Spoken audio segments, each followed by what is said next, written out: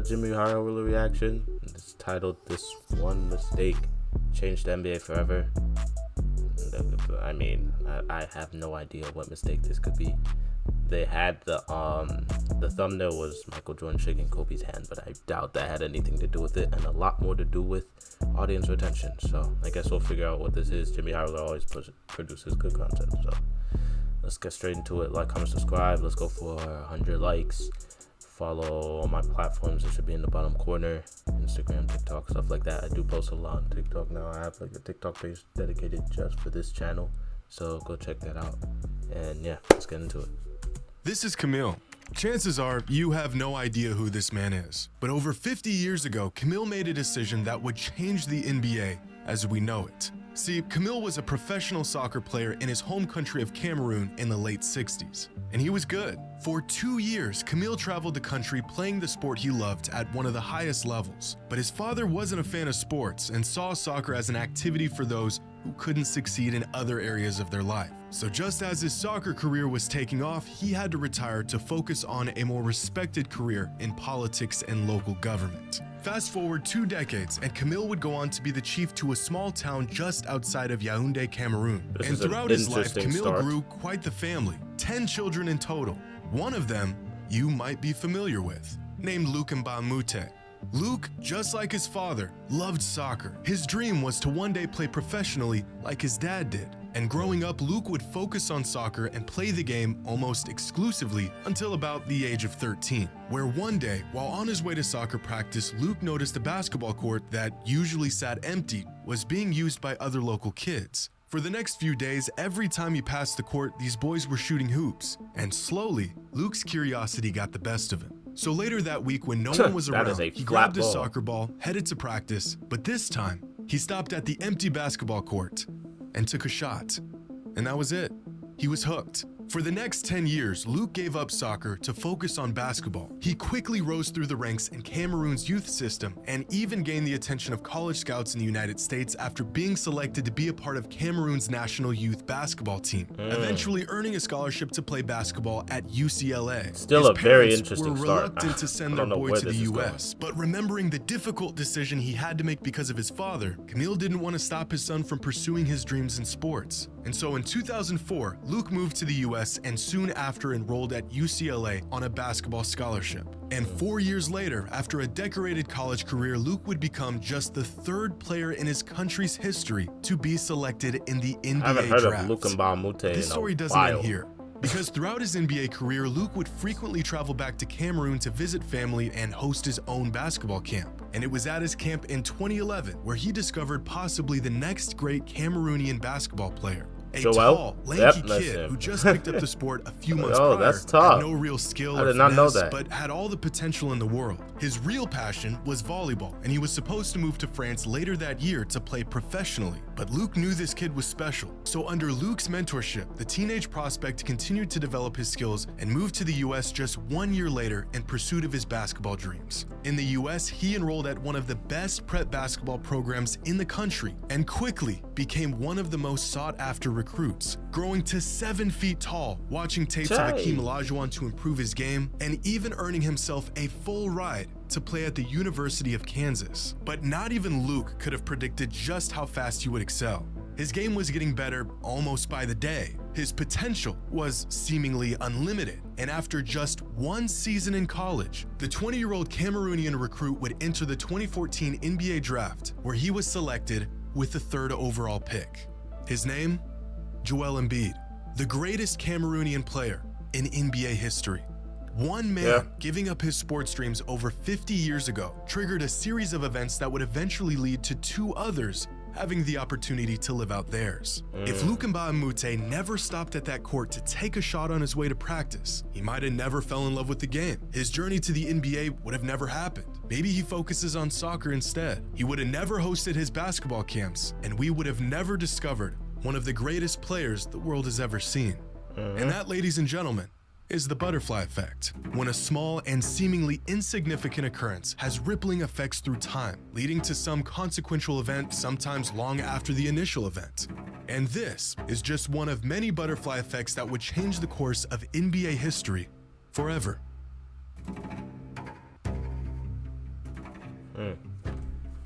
This is gonna be Today's video is brought to you by Liquid IV. Stay hydrated and fueled with Liquid IV. With 3 times the electrolytes of the leading sports drink, Liquid IV is ready to change the way you stay hydrated. Their electrolyte drink mix contains 8 essential vitamins.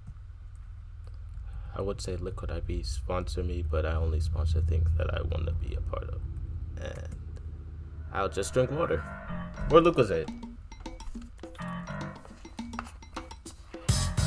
Long before the Golden State Warriors were a dynasty riddled with Hall of Famers and a generational superstar, they were, not horrific. Very good. The team spent the majority had of 2 about, decades as Monte one of the Ellis, worst organizations Bam Davis, in the NBA, finding themselves in the playoffs once in 18 years. Their one shining star during those years of perpetual mediocrity was a player who literally choked out the head coach.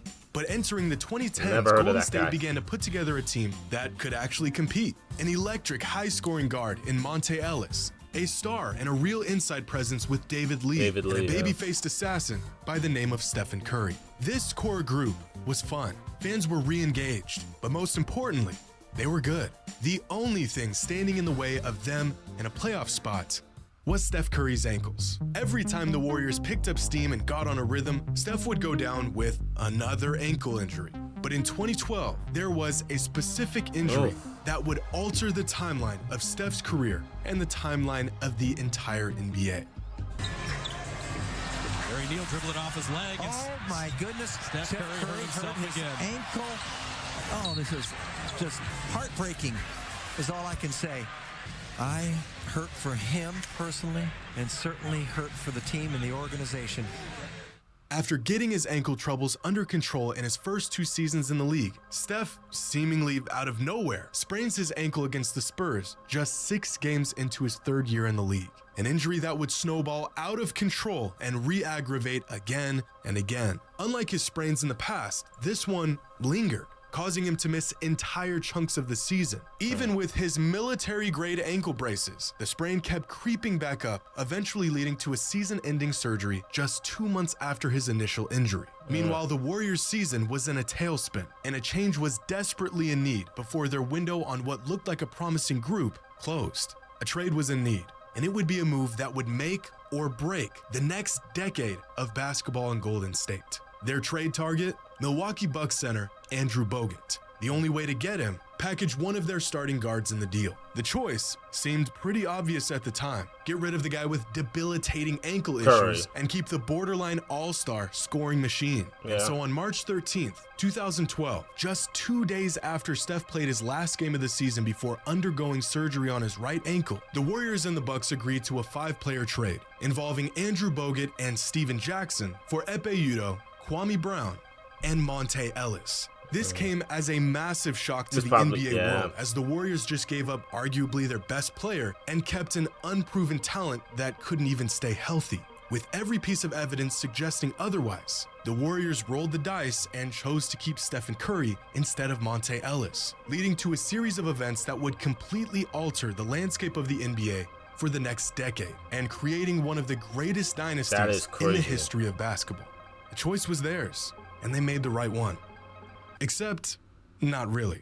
Years after this trade broke news around the league, it was discovered that the original deal wasn't Monte Ellis for Andrew Bogut, it was Stephen Curry for Andrew Bogut. The Warriors were ready to build around the trio of Ellis, Lee, and Bogut. But after completing a physical with team doctors within the Milwaukee Bucks organization, the status of Curry's ankle injuries was unclear at best. So the Bucks denied the trade and proposed a new one with Monte instead. And inexplicably, the Warriors accepted it. The same ankle injuries that gave Curry and the organization doubts about his future with the team, and even his future in the league, became the catalyst for one of the most pivotal trade decisions in the league's history. If Steph avoided those ankle injuries leading up to the trade, he didn't get injured. Would have accepted him in a package for Bogut. He would have ended up in Milwaukee, and the last 12 years of Warriors basketball that has redefined the league would have never happened.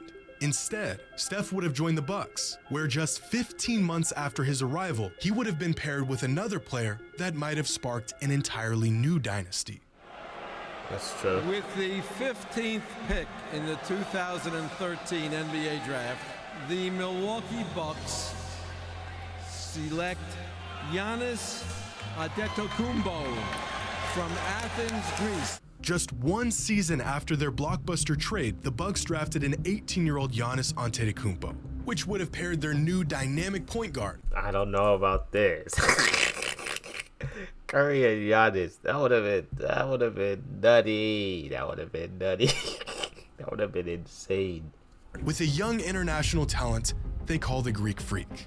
If Steph avoided those ankle injuries, particularly this one against the Spurs that would linger and inevitably blow up his season in 2012, the Bucks would have accepted the trade offer that included him, and we may have seen an NBA featuring a Bucks team with two of the greatest players of all time. The Warriors dynasty potentially replaced with a Bucks dynasty, and an entire decade of era-defining basketball erased and replaced with an unstoppable team in Milwaukee. That's true. But at the same time, we would have not had the LeBron James finals. That finals would have been different. It would have been like Bucks versus Cavs in this Eastern Conference, and then I don't know what team would have come out the West. Back in 1998, after having the NBA in a chokehold for the majority of a decade, the Bulls finished their last season together on top. Kobe But and with their Michael. sixth championship ring came the demise of the best team in basketball. By the start of the lockout season of '99, the Bulls championship roster had been completely dismantled. Rodman was released, Pippen was traded to Houston, Phil Jackson retired. The team was a shell of itself, so Michael felt like his time in the league had come to an end, and so he retired as well. Except he wasn't ready to leave the game. Over the years, Michael has been adamant about the fact that if the Bulls franchise brought back this team for another shot at a title, he would not have retired before the 1999 season. The one non-negotiable for Mike was that he refused to play for anyone other than Phil Jackson. But in the words of Jerry Krause, former Bulls GM, Phil Jackson could have gone 82-0 with this team, and he was still going to be let go at the end of the '98 season.